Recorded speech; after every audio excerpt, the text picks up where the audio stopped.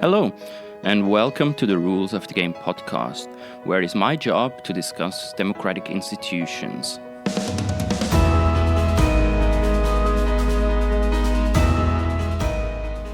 Women in Switzerland lacked direct political power until 1971.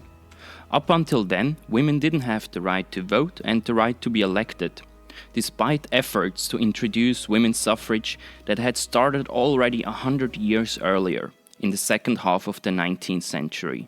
Yet, once full political rights were obtained, women used the available political instruments and power with strategy and determination.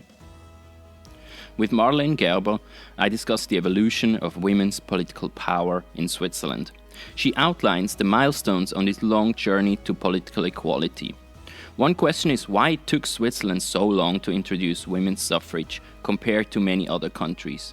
We discussed this and many other developments around women's participation in Swiss politics. Marlène Gerber is Deputy Director of the Année Politique Suisse, the Yearbook of Swiss Politics, at the Institute of Political Science of the University of Bern.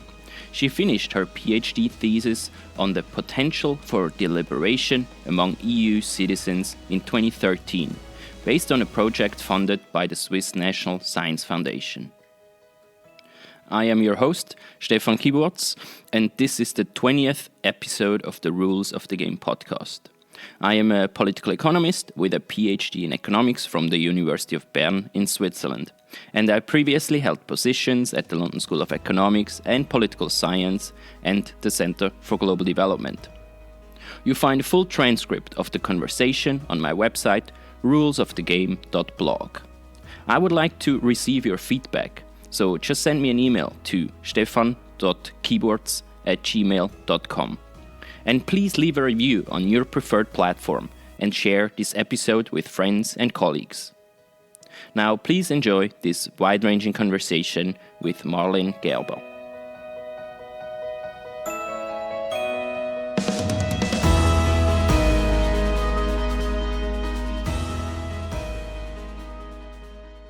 Marlène Gerber, welcome to the Rules of the Game podcast. It's great to have you on the show. Thanks for having me. My first question, as always, is what is your first memory of democracy? That's a good question. And the answer that comes to my mind is probably not actually my first memory that I experienced, but the memory that stuck in my mind is the first time I was actually allowed to vote. And this was at the national elections in October 2003. And this was actually, I have to out myself, it's not a very glorious moment of my political past, because at that time I was not really particularly interested yet in politics. That came then a little later. So it was also a bit difficult for me to make up my mind. I already had the impression I have to study all these leaflets of all the parties in order to find really the candidates that are most closely to my opinion, as far as I had that then. So I actually postponed the vote until the quite very last moment. And that's why I found myself lying on the beach in Tunisia, around me, all the leaflets spread. And I was dutifully reading every single word of it. And so, at that time, it felt a bit like a duty to vote for me. And of course, that then changed quickly, and I realized how much of a right it actually is, and how privileged I am also to have this ability to vote on so many different issues in Switzerland because of this extensive form of direct democratic participation. And this is then also how I became more and more interested in these issues. Mm-hmm. But it sounds like you took your right and your responsibility to take part in democracy still quite seriously in the early years. That's probably already kind of an indication that you later on started to do research.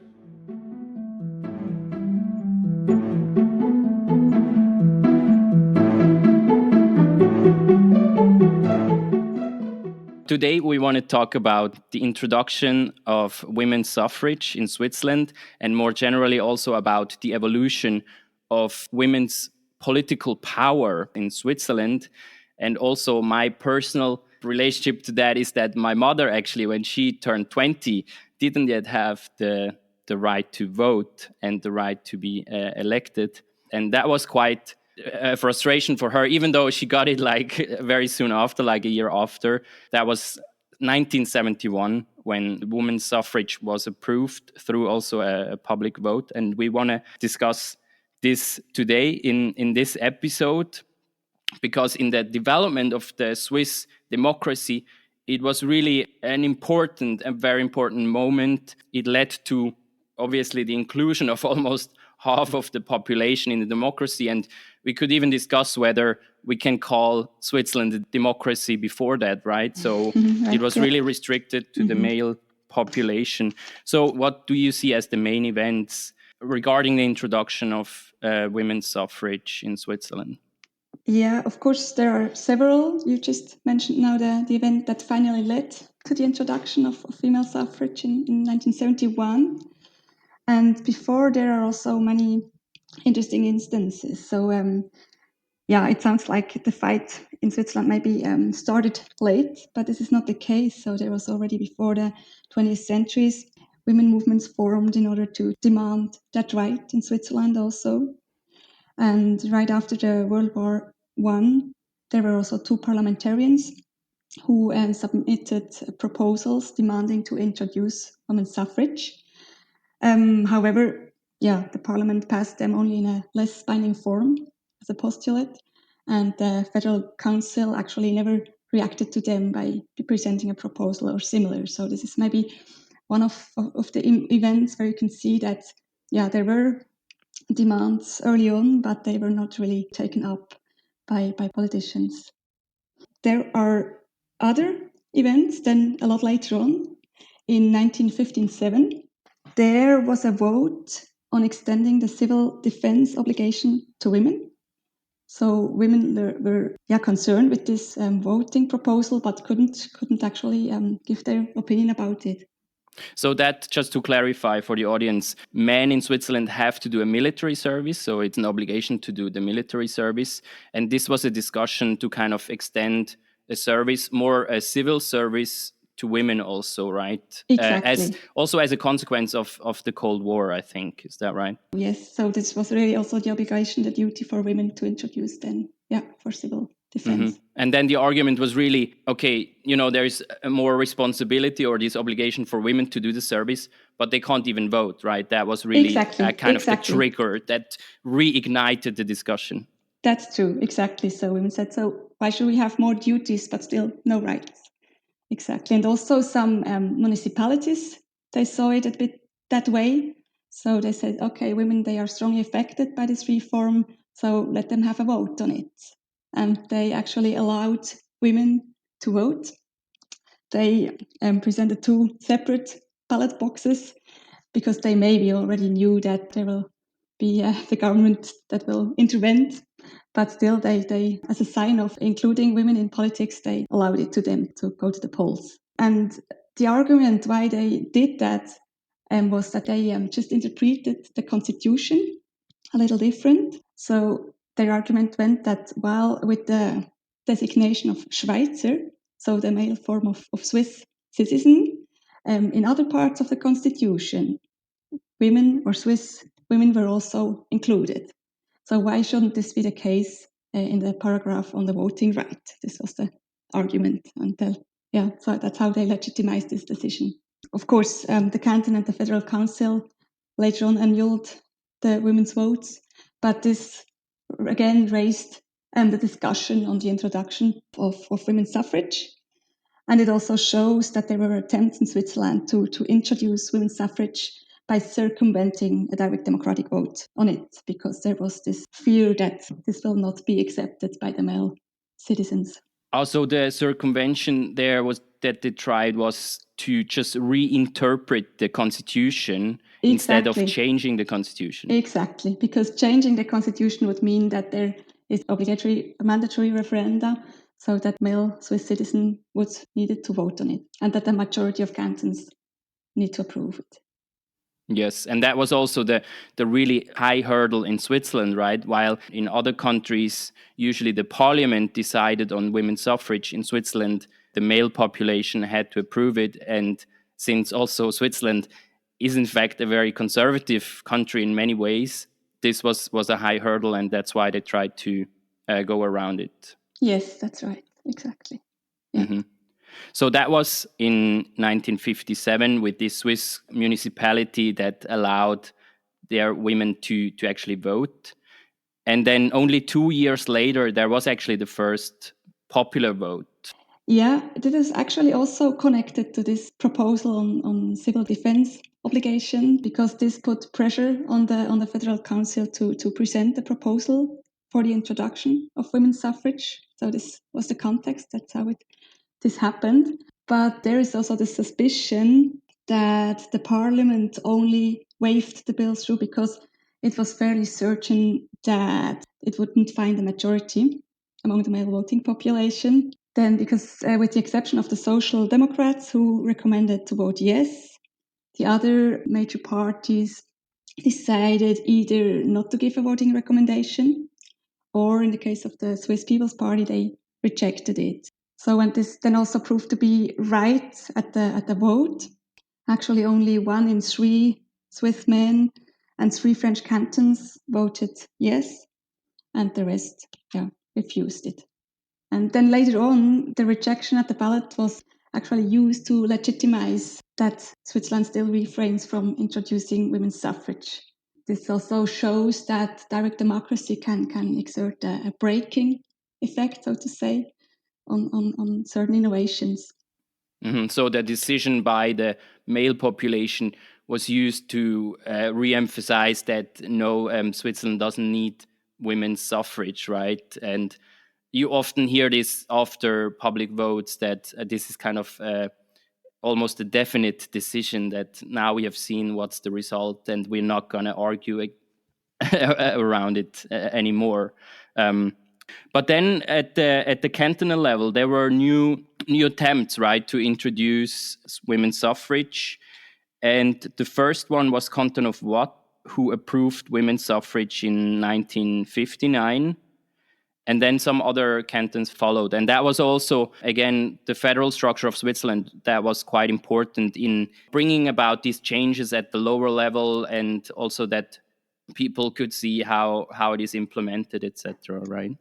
Yes, right. That was also the argument of many political actors first, that said why we should actually start at the local or at the lower levels to introduce the female suffrage and see how it goes, and then later on extend it to the national level. That was also, you could also say, it was maybe also quite, kind of an excuse. So it was pushed to the cantons and the municipalities to act first.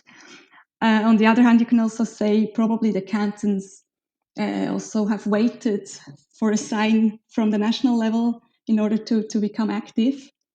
So there's a bit of both, I guess, because then when they saw that this the second proposal that actually was also successful, had chances to be successful, then the cantons also started to act immediately, most of them at least. Yeah. And that also then put more pressure at the national level again, which led up to the decision in 1971 to finally introduce women's suffrage across Switzerland at the national level. What was kind of the pre-story to that decision? You know, how that pressure was built, and why was it finally a yes? I'd say the main reason was maybe not even the cantons that put much pressure, because there was only a handful of cantons who had managed to introduce cantonal women's suffrage. But actually, the main pressuring factor were the discussions on the ratification of the European Convention on Human Rights. And so there was really an external pressure, because in order to ratify them, the Federal Council intended to ratify it only with the reservation regarding the non-existent women's suffrage. And this really strongly radicalized women, and they opposed and they demanded the immediate introduction of women's suffrage. So they said that that's not an option. So we need to have women's suffrage first, and then we can fully ratify the convention.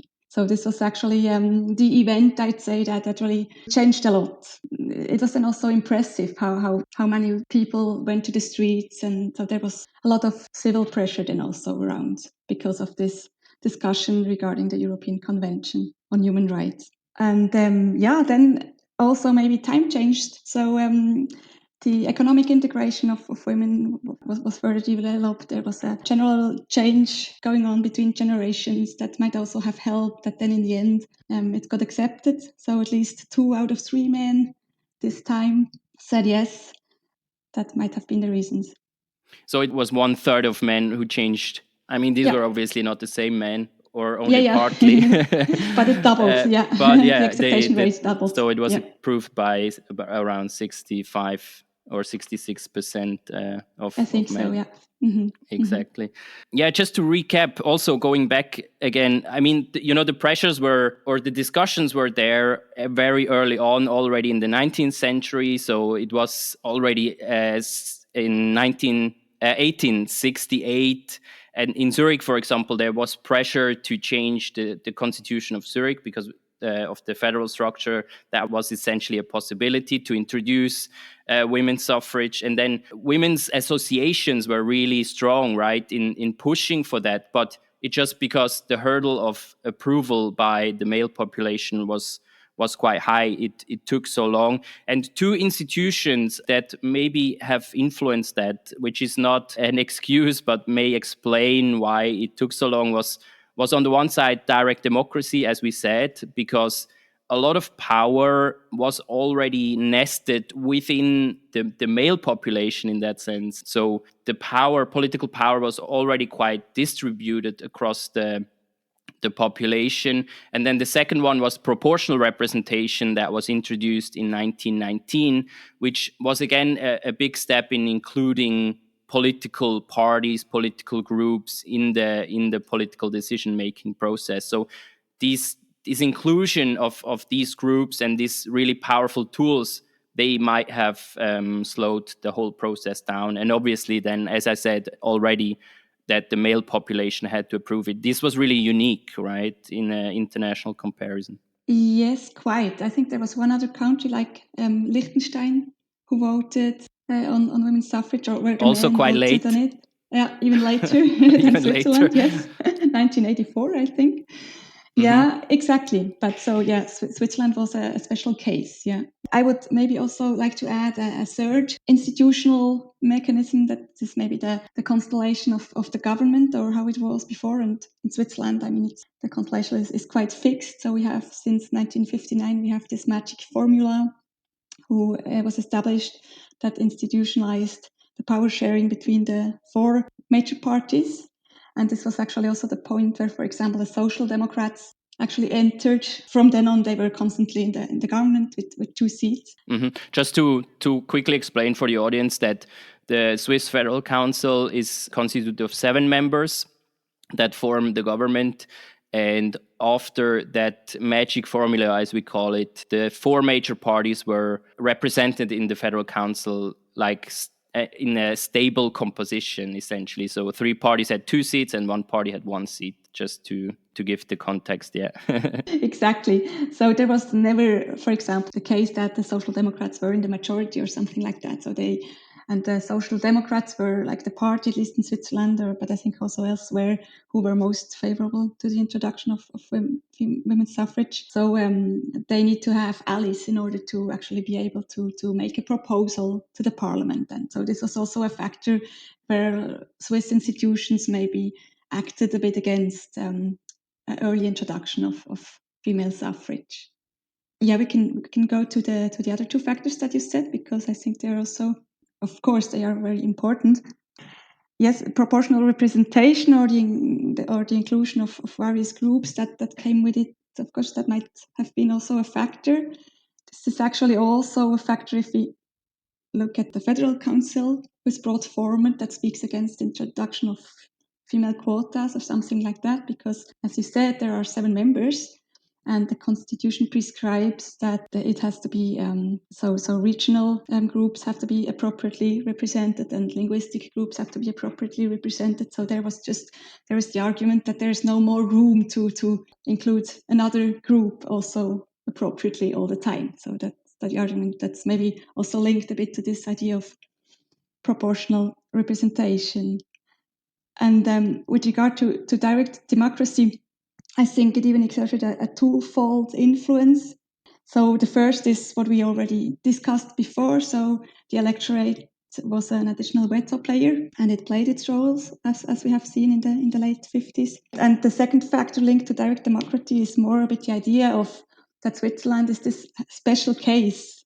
So the very fact that Switzerland is boast of this extensive direct democratic right for Swiss men was used to legitimize the lack of women's suffrage. For example, the Federal Council once said, that the depth of direct democracy actually makes up for the lack of breadth. So that was one reason to justify why we keep it a bit more restricted.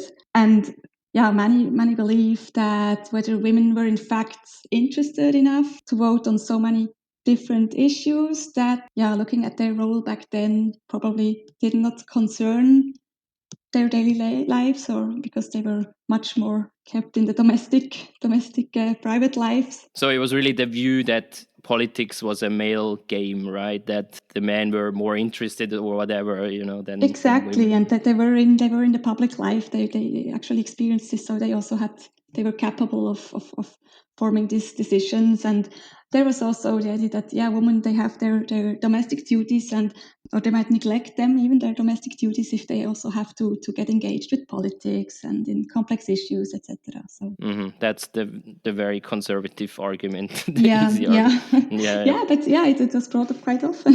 Yeah. And also we have to say that there were also women's associations that were against introduction of women's suffrage, right? Yeah, that's an important point. To be Exactly. transparent. That's true.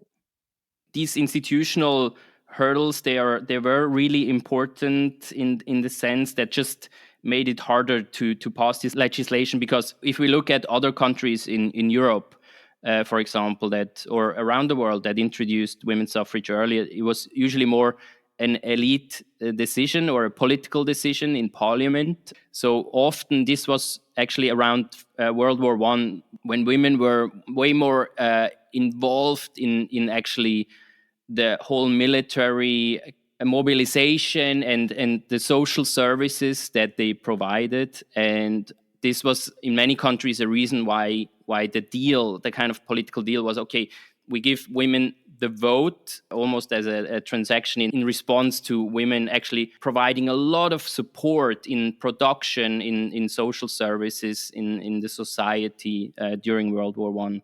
At least that's probably a very rough summary of the historic events in other countries, right? Yeah, but still, Switzerland was less affected, of course, by World War I as other countries. And that's also a reason, I guess, for some countries to introduce the women's suffrage earlier, and probably not only as a reward for them due to their engagement during the years of war, but maybe also because men then realized that things actually do not change massively when women were leaving their houses and entering the public sphere. So maybe then also the fear that the politics would actually change fundamentally when women had the right to vote then diminished also in those countries that made this experience. Also, we may add here that in 1918, Switzerland had a huge general strike. So people from all industries were on the streets. And two of the main demands were actually, one was proportional representation and the other one was women's suffrage. And in the end, proportional representation was finally implemented, but not women's suffrage. But that was also a point in time when this social push for inclusion of women in politics was at the crossroads, I would say.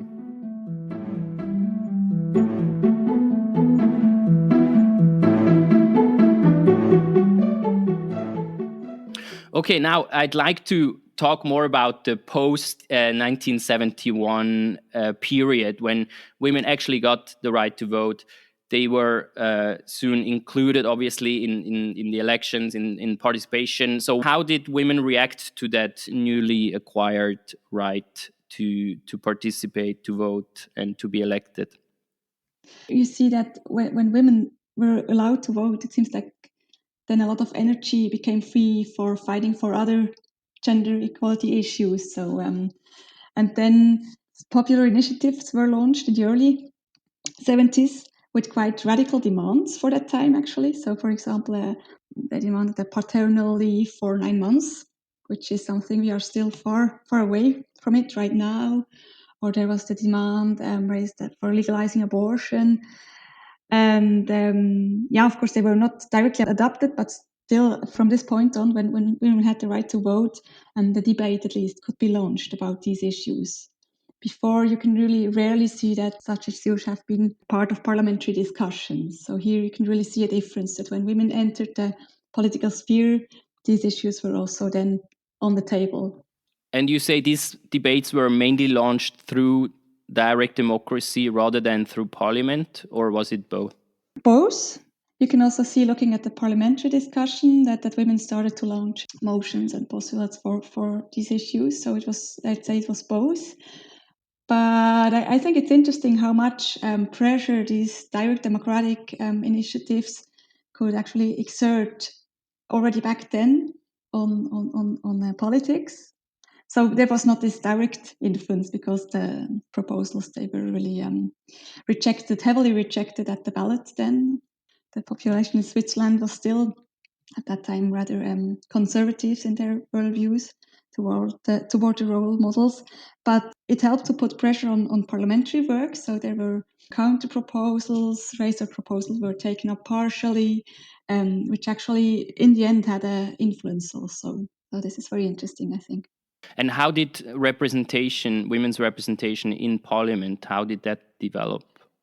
In the National Council, where we have the proportional representation system, it developed slowly but steadily. I'd say until the last national elections, where we had quite a steep increase. So now we are at 40% representation of women in the National Council, which is also in European terms not so bad, or actually quite good. But before, it was really a slow and steady increase. And in the Council of States, it was even slower, maybe also because of the different electoral systems. So there we have, for most cantons, we have majority vote and only 2 seats per canton. There we are now at 25%. So 1 in 4 members of this Council of States is female. We had even similar figures already at the beginning of the millennium, but then it went down again. So there is not this slow and steady increase. So it's more up and down. But at least at the government level, the federal council saw already a majority of women, right? That was also an important step, I think, and also very symbolic that a majority of women was leading for a certain time period the Swiss government. Yeah, that happened once, exactly. Yeah, for 1 or 2 years, we had this majority of women. So 4 women, 3 men. And now we're back at 3. So, but yes, until I'd say 2005 or something, we have at least 2 or mostly 3 female federal councillors. That's true. And the first female councillor was elected in 1984. So also there you see that it took, of course, more time than the entrance to the National Council. So from your perspective, we are now in the National Council, so that's the main chamber. We are at 40%. I guess if we had like almost perfect representation, we should be around 50%. Do you think we should just be more patient and wait till actually we get even higher? Or do you see any institutional changes that could be implemented that might get us there earlier? Yeah, that's always difficult to tell because, of course, time always is or was a factor for women. They had to be patient, and maybe they still have. But yes, there were some institutional changes that have been discussed. For sometimes the discussion for the introduction of quota was there, not only for the National Council, but also for other institutions. But actually, none of these proposals found a majority, neither in Parliament nor at the ballot. these discussions, I feel like they decreased a bit. And lately, proposals rather aim at fostering the reconciliation between family, career, and parliamentary mandate in order to motivate more women to run for the office. Then, at least for the National Council, the problem actually lies at this point. So the chances to be elected are now, it's not for so long this is the case, but at least for some years now, the chances to be elected are the same for women and men. So the problem is also that not enough women are asked to put their candidature, or that they don't want to to run for office. Exactly. So these might probably help increasing the reconciliation between family, career, and parliamentary mandate to motivate more women to run for office. And there are several proposals are in discussion. So, for example, some cantons also know this institutional rule already. They have substitutes who are able to replace the parliamentarian when she's not able to attend, for example, for maternity reasons. There are also proposals who demand more family-friendly meeting rhythms or enhanced financial support in order to hire someone to assist them in preparing their motions and postulates and so on.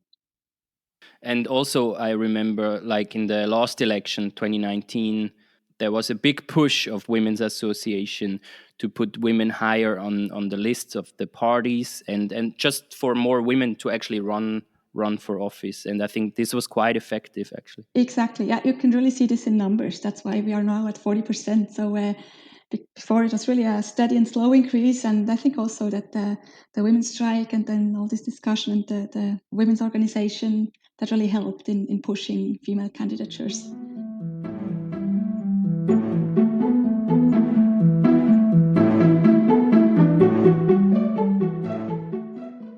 For people who want to read up on some of these developments, do you have any recommendations of books or papers?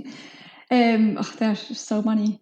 It's difficult to find one. Also, in the last year, because of the 50th anniversary of women's suffrage, Yes. there were so many new publications. Some also with portraits on women, or really engaging with the history of the movement. I think that some things we discussed today are also in the book of Werner Seitz. It's in German only, but auf die Wartebank geschoben, it's called in German, and placed on the waiting bench, or how Yeah. you put it. or queuing up, essentially. Queuing up probably is easier, exactly. Yeah, where he really shows this history of, and also the several attempts of introducing women's suffrage in the parliament, but in the cantons, but also outside.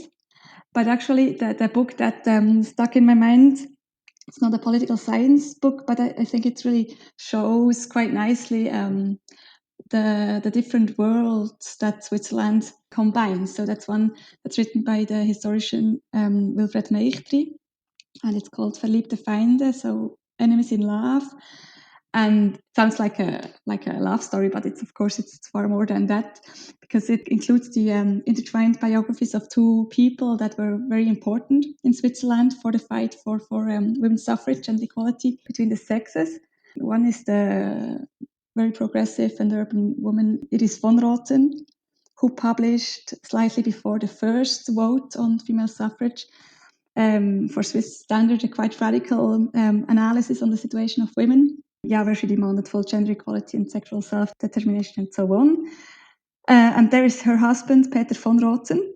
He originates from the conservative canton of Valais, and he became a member of the National Council for the Catholic Conservative Party. So the two really had very different backgrounds and worldviews. And she then actually influenced his stance towards women's suffrage greatly. And he also launched demands in Parliament for the introduction of female suffrage. Of course, he was the only one from his party. But yeah, I really think that the book manages to show in a very impressive way the fight for equality in Switzerland and the fights between themselves and also with others when these opposing worldviews collided. Another book I will now recommend without actually having read it yet, but it is very high on my reading list, so I should definitely read it because it's from Brigitte Studer and Judith Wittenbach on the women's suffrage, and it's on the historical and legal developments in Switzerland that actually then led to the introduction of women's suffrage. And they also talk a lot about the question why it took so long to introduce women's suffrage in Switzerland in the end. And then another publication from last year I can also recommend is the one, it's edited by Dennis Schmid, and it's a compact publication on the question, written a bit in an essayistic form, on what happened after women were granted their political rights. So how actually the fight for gender equality developed, who raised which issues and how, or whether they were successful. And it also taps a bit the role of women's movement. That's also a book I could definitely recommend. Maybe I should also make a bit of promotion for our book.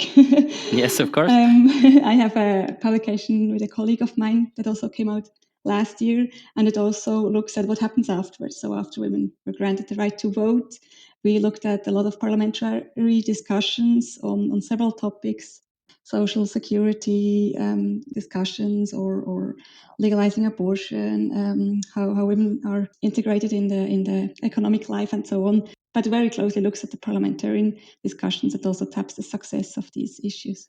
Sounds fascinating. And thanks for sharing these recommendations. And if any others come up, I'll just put them in the show notes, of course. So, Marlène, thanks a lot for taking the time to be a guest on the podcast and sharing your views, some of your research. And it has really been a pleasure and an insightful discussion. Thank you so much. Thanks very much to you.